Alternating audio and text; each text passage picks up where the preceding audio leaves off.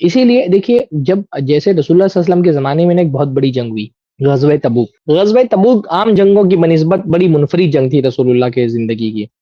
کیونکہ عام جو جنگیں ہوتی تھیں وہ جنگیں نارملی اللہ کے نبی کے زمانے میں جو جنگیں ہوئیں، جو غزوات ہوئے خصوصی طور پہ اللہ کے نبی نے جس میں بنفس نفیس شرکت کی، وہ جنگیں عام طور پہ عرب کے کسی قبیلے سے ہوتی تھیں۔ کوئی کبھی قریش سے ہوئی، کبھی قریش کے علاوہ دوسرے قبائل سے ہوئی، جیسے غزوہ حنین ہوئی بنو ثقیف سے ہوئی، اور بھی بنو قریظہ سے جو ہے وہ غزوہ بنو قریظہ ہوئی، تو اور یہود سے جو ہے وہ خیبر کی جنگ ہوئی۔ تو عام طور پہ رسول اللہ کی زندگی میں جو جنگیں ہوتی تھی نا وہ کسی عرب کے کسی قبیلے سے ہوتی تھی۔ لیکن جو غزوہ تبوک تھی نا وہ بڑی اسپیشل جنگ تھی، وہ کسی قبیلے سے جنگ نہیں تھی بلکہ ایک مملکہ سے، ایک حکومت سے، ایک بہت بڑی ریاست سے جنگ تھی، جو ایک بلکہ ایک بڑے کنگڈم سے کہنا چاہیے کہ جنگ تھی وہ، جو اس زمانے کی سب سے سپر پاور طاقت تھی، دا رومن امپائر، بیزنٹائن سلطنت، بازنطینی سلطنت، ایک سلطنت سے جنگ تھی وہ۔ بڑا سفر تھا،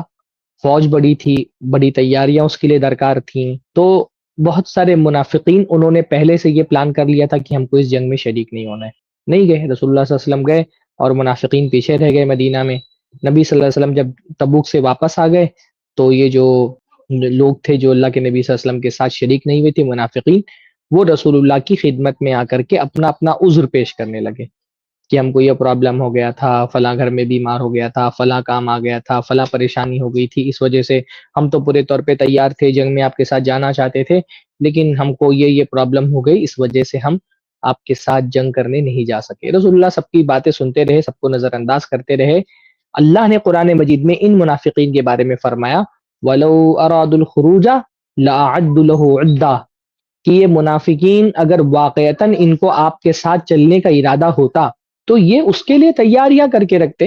یہ کیونکہ ایک تبوک ایک بہت بڑا ایونٹ تھا، ایک بہت بڑی جنگ تھی، ایک لمبا سفر تھا، اور بہت بڑی فوج کے ساتھ چلنا تھا، تو یہ منافقین پہلے سے تیار رہتے نا اس کے لیے، اپنے کاموں کو نپٹا کر کے رکھتے، اپنے مسائل حل کر کے رکھتے، اپنا ساز و سامان باندھ کر کے رکھتے، اپنی سواری تیار کر کے رکھتے، اور پھر جب آپ نکلتے تو آپ کے ساتھ نکلتے، اور اگر واقعتاً کسی کو عذر آیا ہوتا تو تیاری کر کے رکھتا وہ پہلے سے۔ ہو سکتا ہے لاسٹ ٹائم پہ کوئی پرابلم آ گیا، نہیں جا سکا، ممکن ہے کسی کا کوئی جینوین عذر ہوتا تو وہ پہلے تیاری کر کے رکھتا اور لاسٹ مومنٹ پہ اپنی پلاننگ کینسل کرتا۔ پر ان منافقین نے تو کوئی تیاری کی ہی نہیں تھی جانے کے لیے، ان کے پلان میں جانا تھا ہی نہیں، پہلے سے ان کے ذہن و دماغ میں یہ بات موجود تھی کہ ہم کو رسول اللہ کے ساتھ نہیں جانا ہے، پہلے سے انہوں نے سوچ کر کے رکھا تھا۔ تو جانا نہیں تھا تو تیاری نہیں کر کے رکھی،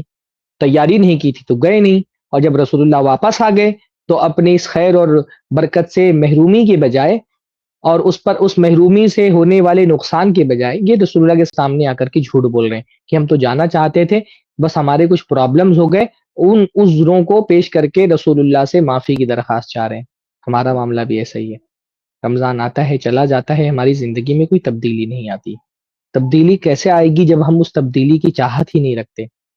تبدیلی کیسے آئے گی جب ہمارے اندر اس تبدیلی کا ارادہ نہیں ہے؟ وَلَوْ أَرَادُوا الْخُرُوجَ لَأَعَدُّوا لَهُ عُدَّةً، جس کا ارادہ ہوگا رمضان کے اس بابرکت مہینے سے اپنی نفس کو پاک کرنے کا،